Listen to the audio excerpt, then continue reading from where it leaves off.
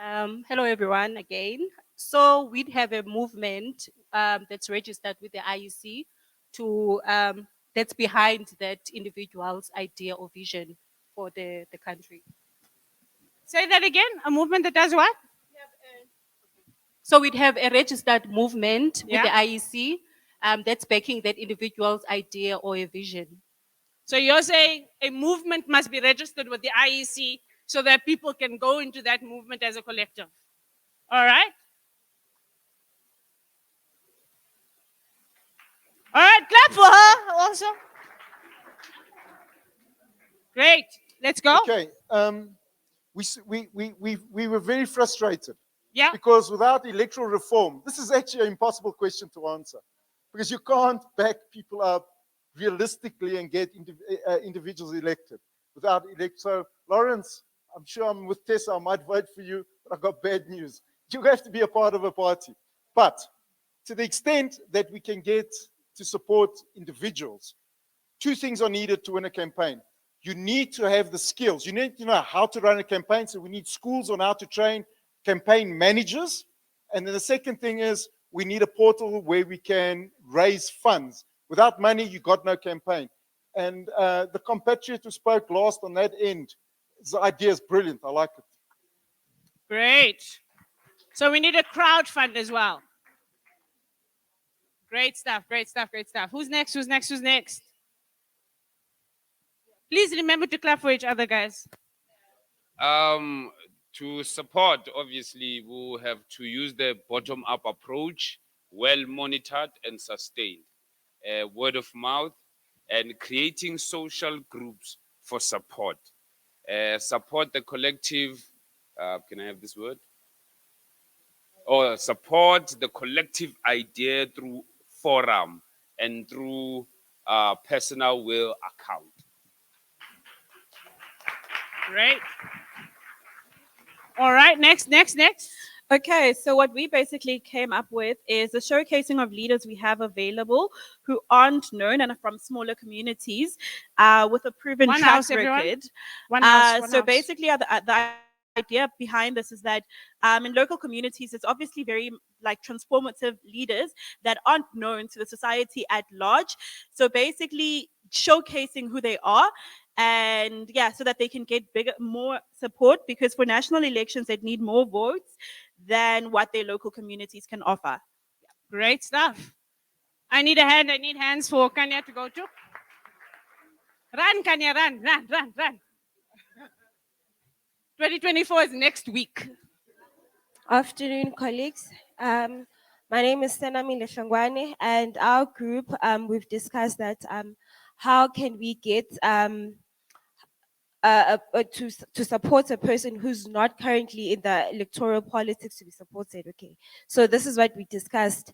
We said in our group that we will engage on a community participation for that person, and then we will identify different expertise from the communities. Like if you are an expertise in education and other person is an expertise in health, and then we gather those people and form a committee for that person that we are supporting. Because as somebody else said that if you are running for an election doesn't necessarily mean that you are an expert in everything, but you need a collective to help run the campaign. So that's how we would offer our support.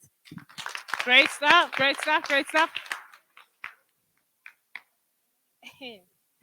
Hello, everybody.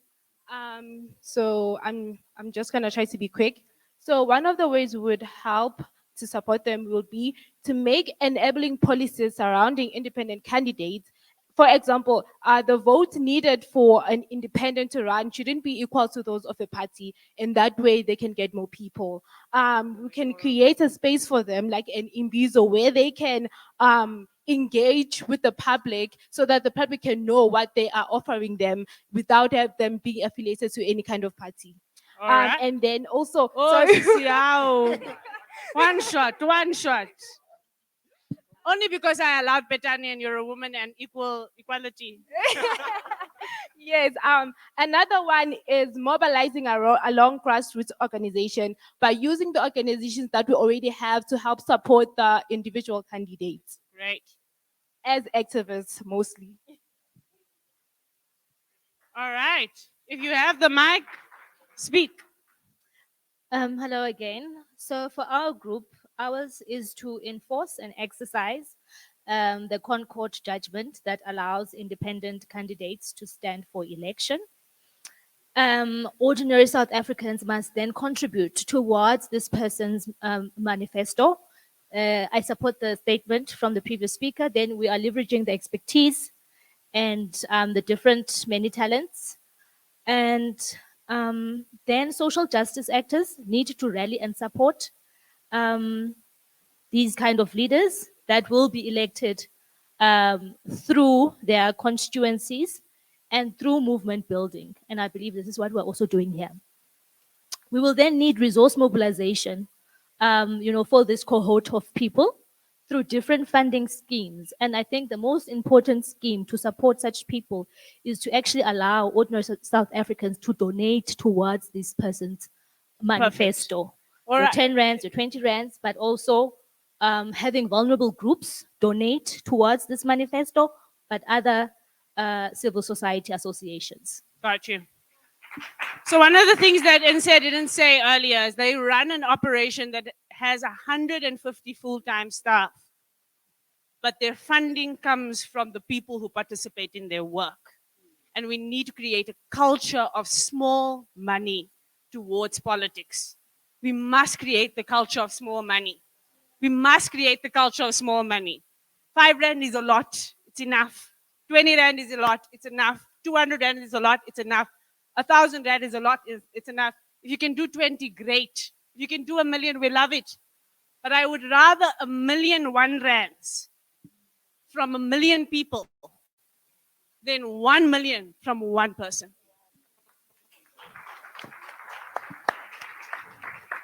Okay, thanks.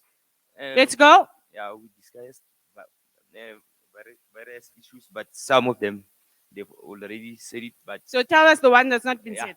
maybe we think a social compact where we can engage every stakeholder in the community about the candidate that will be putting forward or the organization that will be putting forward. No one must be left behind. Everyone must be engaged and hear the views from different people, from different stakeholders, so we can understand what really need to be done. A social compact is